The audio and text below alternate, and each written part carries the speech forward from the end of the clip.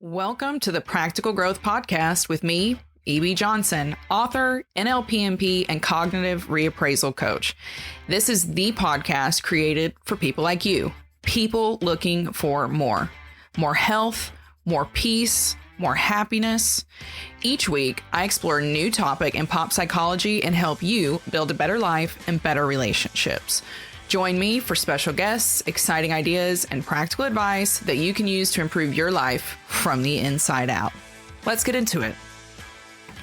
Hello, my lovelies. It is me, EB, your favorite writer, your favorite coach, and your favorite TikTok NLPMP, and we are back for another great episode of the Practical Growth Podcast. I like this one today because this is one that a lot of my clients struggle with when they first come to me, and it's one that I see happening over and over again in the very well-meaning, very well-intentioned readers and followers that I've got on Medium, on Instagram, on Twitter, you name it.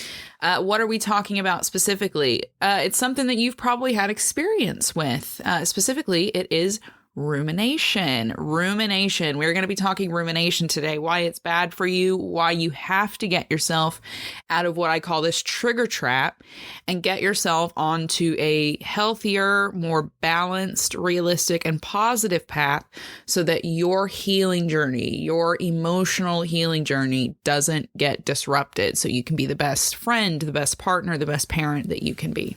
Right before we get into this juicy topic, a little bit of housekeeping and some really good news for the lovelies who have been in my Instagram and TikTok DMs. I am reopening my relationship coaching program in 2024. That is right. The relationship coaching program that you guys all know and love is coming back in 2024. No, don't worry. Don't worry, trauma people. I'm still going to be coaching you guys. But I am reopening my 2-month relationship coaching program in 2024. Now, what is this? It is a 2-month program that focuses on building healthy communication for couples, finding personal identities in the midst of a committed relationship, and navigating conflict and upheaval, especially for those who are survivors and who have maybe some codependency issues or some attachment issues, right? Like insecure attachment. Now, this is ideal. This program is ideal for couples who are stuck in a rut, or even just one partner who's trying to figure out the dynamics and how they can improve things. It's also great for people who are recovering maybe from childhood trauma and narcissistic abuse within this relationship while they're trying to hold on and kind of rebuild themselves within this partnership. And it's also great for people who are starting new relationships and want to make sure that they have the right foundations for success with their new partner. Now, the same is going to apply here as it does for my trauma coaching. I'm only going to be taking on 6 people at a time. So if this is you, if you are ready to improve your relationship from the inside out, if you want to make sure that you and your partner have the keys that you need, the skills that you need to navigate the ups and downs of life, the drama, the heartache, and the trauma that you might be recovering from yourself, from your childhood, from your life, from your experiences, then you need to apply for this now. This will be starting in January of 2024. And again, spots are limited. So if you want to join this relationship coaching program, this 2-month one-on-one private coaching program, then you need to head to therealebjohnson.com and click on Working With Me. That is therealebjohnson.com and click on Working With Me. Not much time left to apply for this, guys, and this one is going to sell out and fill up fast. So apply, and I'll see you in the new year. All right, rumination. Let's jump into it. You guys have heard me mention this before. We've definitely touched on it in previous episodes, but today we're going to dive deep into what, again, I call the trigger trap. Rumination, what is it? Well, according to the American Psychological Association, the APA, rumination is essentially obsessive negative thought loops. It's getting caught up in really painful, traumatic memories, doubts, failures, negative experiences that you've had recently or in the past. And it becomes Basically not re-traumatizing for you, but very, very triggering. When you get caught in these obsessive negative thought loops, you get overwhelmed with negative emotions, and essentially it interferes with your mental health and with your daily life, right? It can actually get in the way. You end up laying on the couch all weekend instead of going out for a run or walking the dog or playing with the kids or doing something healthy for yourself. It can make you not apply for that job, that dream job that would provide you with financial stability and the career you want and a life that you want to lead. All of those things, right? If you get caught in these rumination cycles, these rumination patterns, they completely disrupt your healing journey and actually set you back. You've got to find the balance. So how does this rumination get in the way specifically? How does it disrupt your healing? Let's say you've been making a lot of progress.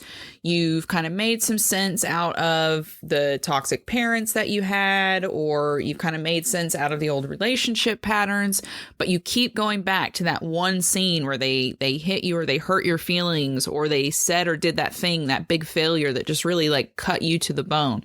How does getting caught thinking about that disrupt your healing journey?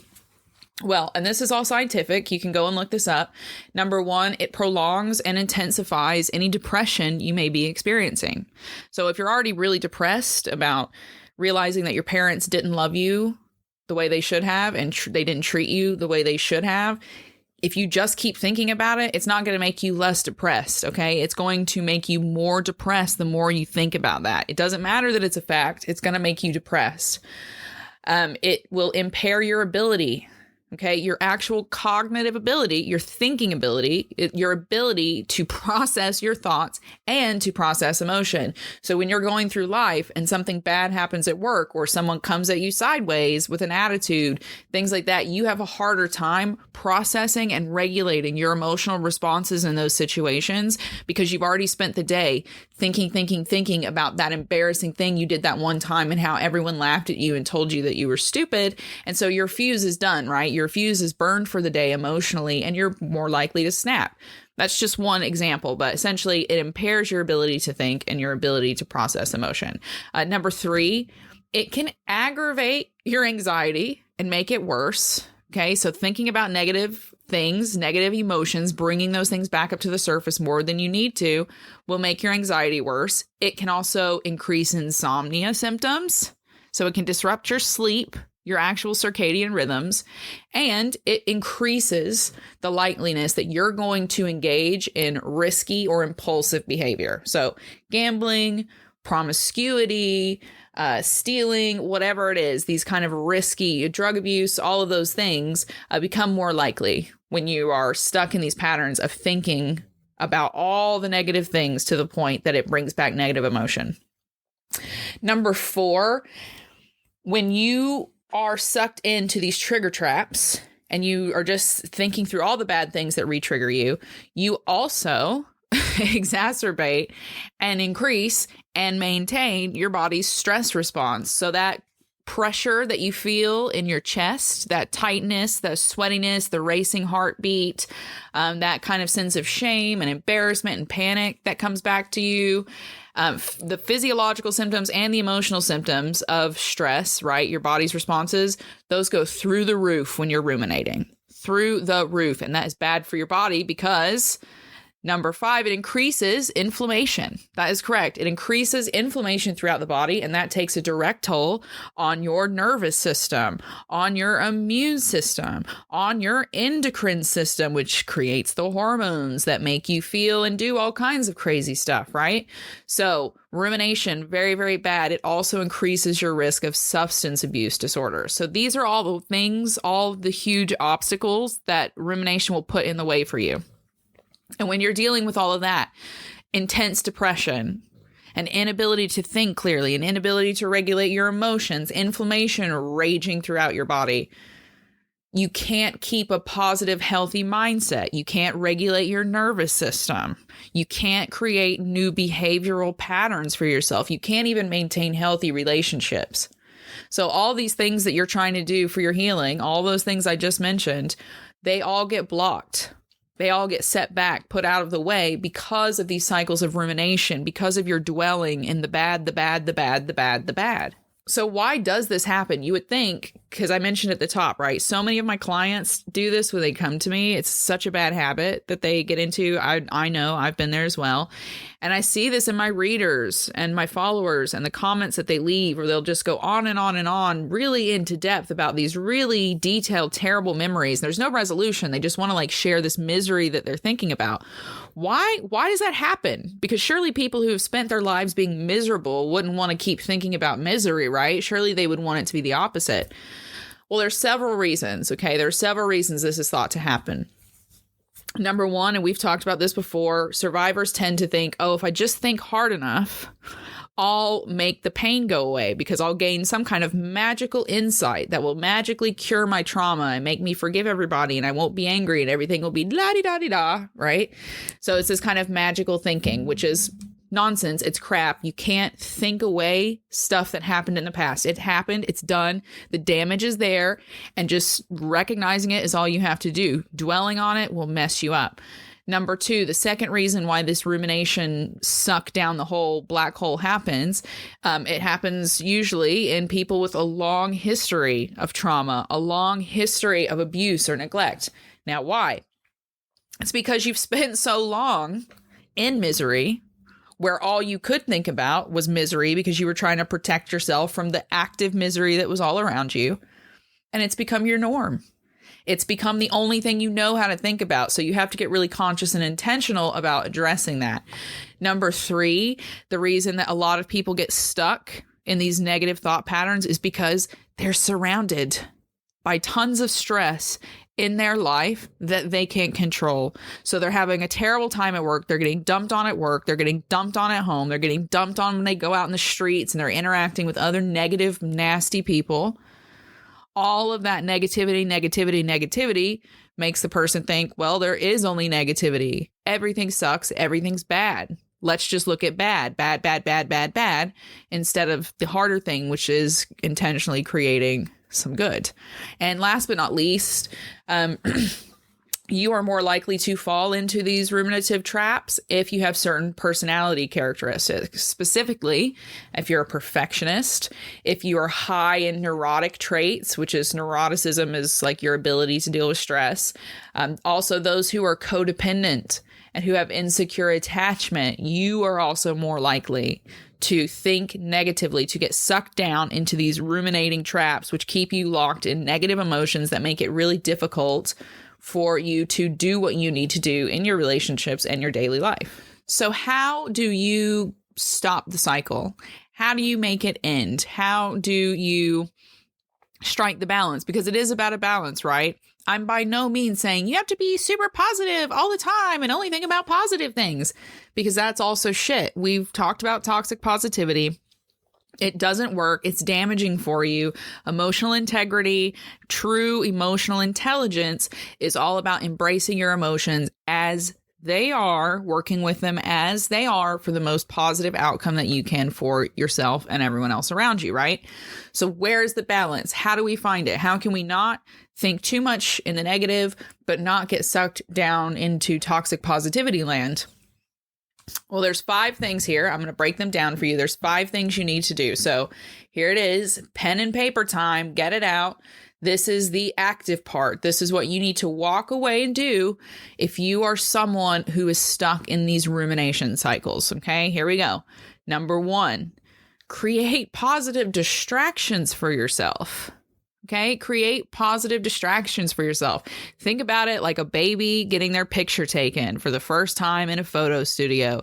They are freaking out. There's lights in their face. Everything is turned into chaos. As far as that little baby knows, the world is suddenly now all these scary people looking at the other side of these lights and cameras and shiny things and yelling at them and telling them to smile, right? That's really, really intense. So what do we do with the baby?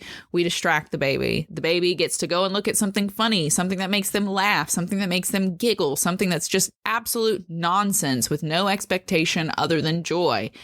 You need to do that for yourself to break these rumination cycles. Create joyful distractions for yourself that have no benefit other than to bring you joy. Go watch a funny movie. Go watch some funny TikToks. Go listen to a comedy album. Go watch a stand-up comedy show. Go Call the friend who makes you laugh all the time. Look at funny pictures of cats. Whatever you have to do, distract yourself. Break away from the misery, from the pain, from the suffering, from the going around in circles, and just let yourself be distracted with laughter, okay? Number 2, you need to create kind of more controlled environments in which you do the intense healing, the really deep, hard work. So if you're going to be journaling about your childhood trauma, if you're going to be sitting in a therapy session for hours talking about the most brutal thing that ever happened to you in a relationship, whatever it is, there needs to be a plan to contain and control those instances so that they don't spiral out and consume an entire afternoon, an entire weekend. So, for example, this might involve setting timers. This is one I tell my clients to do a lot. You can set timers. If you're going to be journaling, set a timer, 20 minutes, 30 minutes, 15 minutes. Once the timer goes off, that's it. You get yourself up, you get out of that memory, and you bring yourself back to the present by doing something else in a different room. Okay, if you're going to be going into a therapy session, then you need to have a plan when that therapy session is over to break that train of thought, bring you back to a present place, and do something joyful, happy, uplifting that keeps you out of sliding back into rethinking about everything that happened in that therapy session, yada, yada, yada. You need some space for your brain, okay? And creating control plans that allow you to compartmentalize these instances when you do have to go back in is a great way to do it. Number 3, another one of my personal favorites and one that I always instruct my clients to do, move.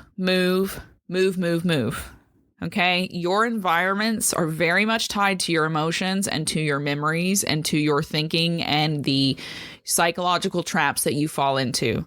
All right. If you are in an environment where a lot of negativity has happened to you, maybe you've had to process a lot of deaths in that environment, or your trauma happened to you in that environment, or there was a former abusive partner or spouse or friend in that space, you're going to have a lot of negative emotions tied to that space. And when you're completely enveloped in it, it's going to be hard for you to not think about those things.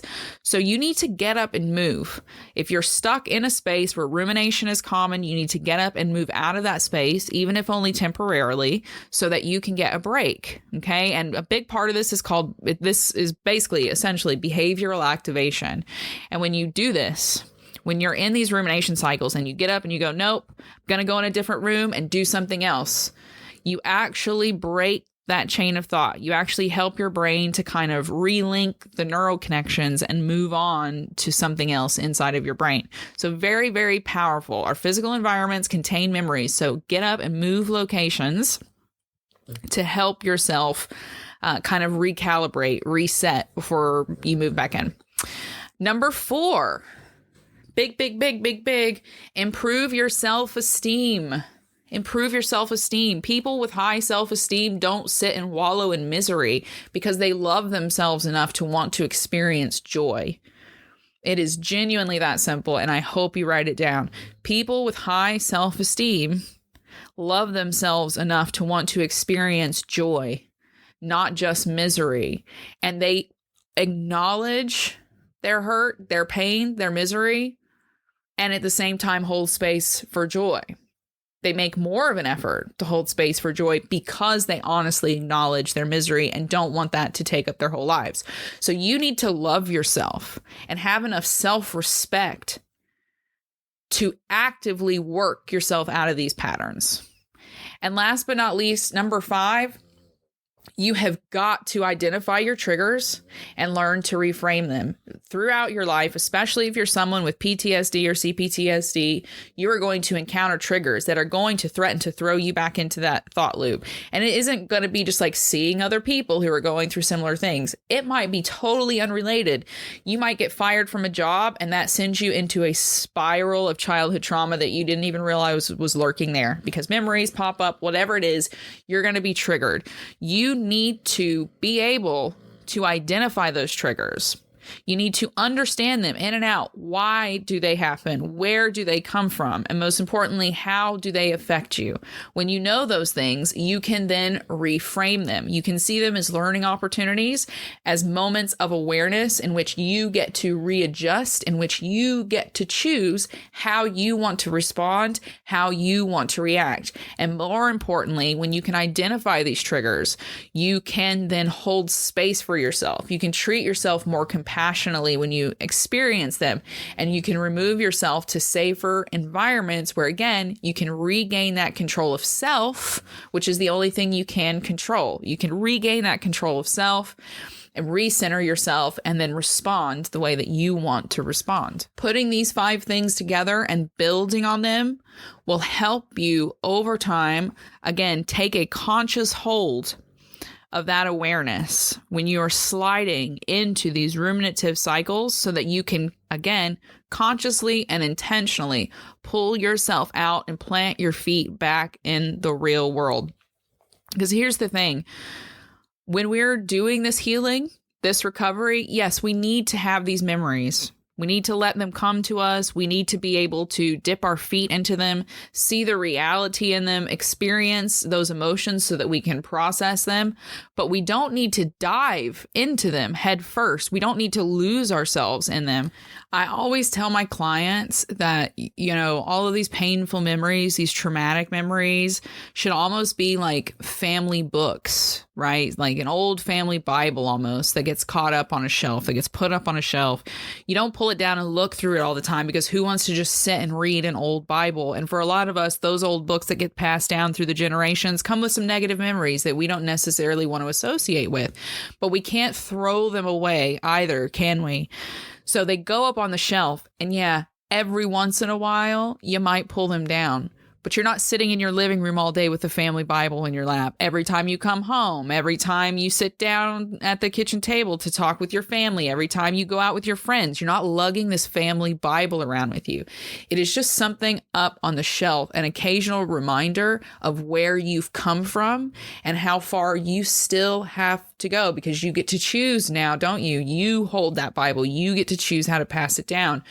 And that's a really beautiful way to look at these memories, instead of allowing them to consume us, instead of, letting them be the constantly on television in our lives that's just shooting misery rays at us all day. Okay.